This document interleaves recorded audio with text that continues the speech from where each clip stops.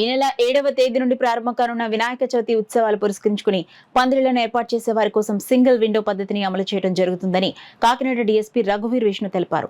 బుధవారం ఆయన మీడియాతో మాట్లాడుతూ వినాయక పందిళ్లను ఏర్పాటు చేసేవారు అనుమతుల కోసం ప్రభుత్వ కార్యాలయాల చుట్టూ తిరగనవసరం లేకుండా సింగిల్ విండో విధానం ద్వారా యాప్ ద్వారానే అనుమతులను పొందొచ్చని డీఎస్పీ రఘువీర్ విష్ణు తెలిపారు.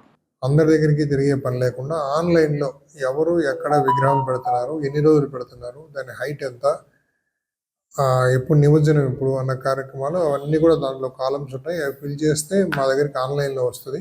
దానికి పర్మిషన్స్ అన్నీ వచ్చేస్తాయి.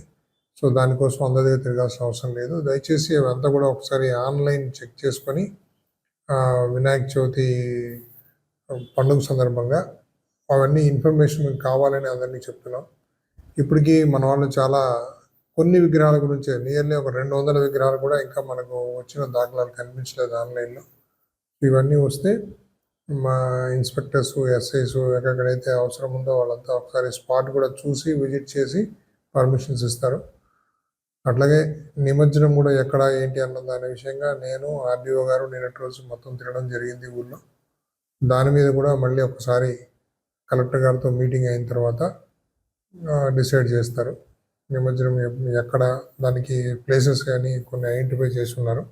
సో వాటి గురించి ఒక క్లారిటీ తర్వాత వస్తుంది. ముఖ్యంగా ఇంకొకటి ఏం గమనిస్తున్నామంటే వినాయకుడి విగ్రహము, పూజ ఇవన్నీ సాంప్రదాయబద్ధంగా ఉంటే మనం కూడా వెళ్ళినప్పుడు అక్కడ చూడడానికి గౌరవంగా ఉంటుంది.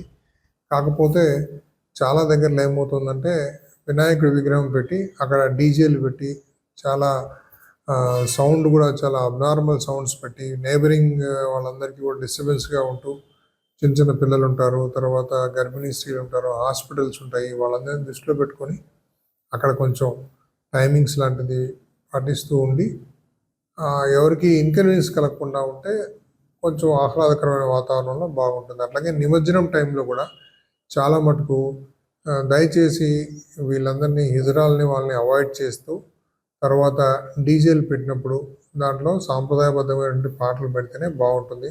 ఏవి పెడితే ఆ పాటలు పెట్టి ఓ పక్క వినాయకుడి ముందర అంటావా మామ అంటావా అంటే అది చాలా ఎబ్బెట్టుగా ఉంటుంది.